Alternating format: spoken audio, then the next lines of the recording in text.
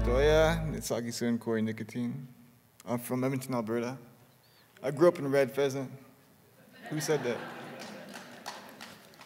I grew up in Saskatoon and Edmonton and all these different communities. And yeah, I guess I'm here because I won the Samara's Everyday Political Citizen Award for things I've done. And yeah, my involvement in politics wasn't actually, I didn't look at it as involving myself in politics, is because I had this light, I got this light inside of me that I felt, and I got to see different, I got to travel to Tanzania. And, over there they treated me, they invited me in for food before they even knew my name, And that's something I've never experienced before, It's always been the opposite here. People judging you before they even know your name, before they even know who you are. And that's, to see that over there in places where they call it third world country, it's like, it's almost like the reserve. That's what it feels like. It feels like it's better to live in Africa than it does in the reserve, to be honest, from my perspective, because people were really kind and polite, and I loved it out there. I was really thinking of running away when I was going to the airport and staying there. Yeah, that's how much I loved it. But when I came back, when I landed back in Toronto, I've never been so proud to be, I've never been so proud to be Indigenous and be, this is because this is where I'm from, this is where my people are from, this is where, generations and thousands of, years of my people have been here. And it's a very proud thing for me. And so, anyways, I had this light that I got. So I wanted to, give the same experiences, I guess, to ignite that light inside of, my peers and younger people. So I started this thing called Knowledge is Powwow. And it started because when I was in Tanzania. Yeah, knowledge is power, right? It's like wordplay.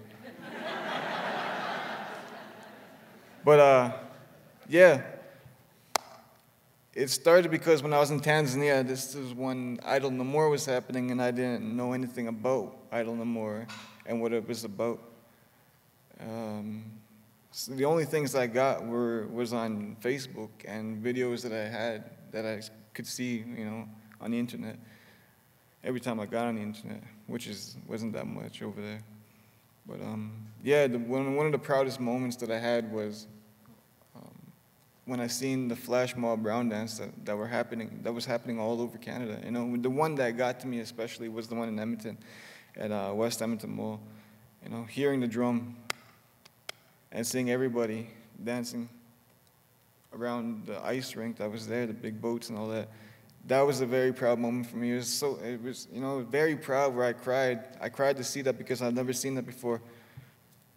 I never seen many people, not just Indigenous people, not just Nahiaos, not just everybody. It was everybody. It was, white people, black people, everybody, brown people. Everybody was together dancing, for a cause.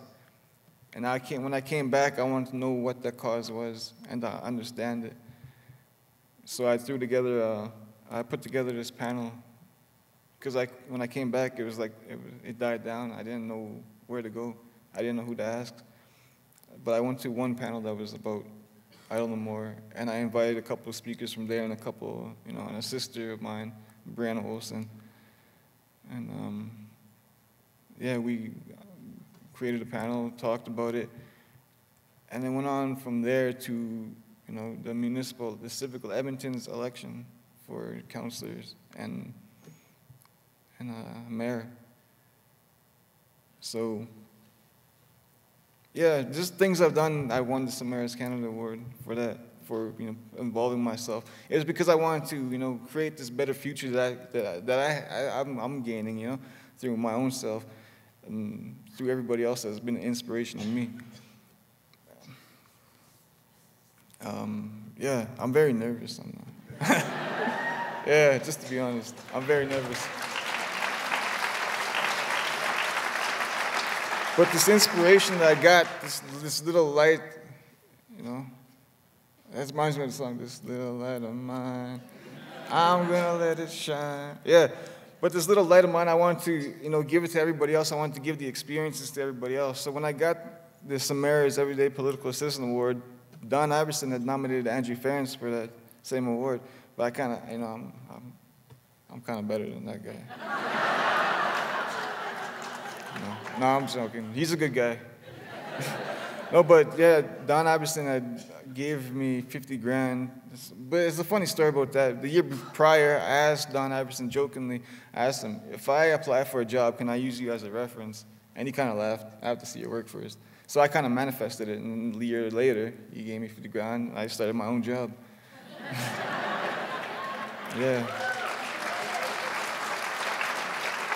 But so this, well, I don't forget what I was saying.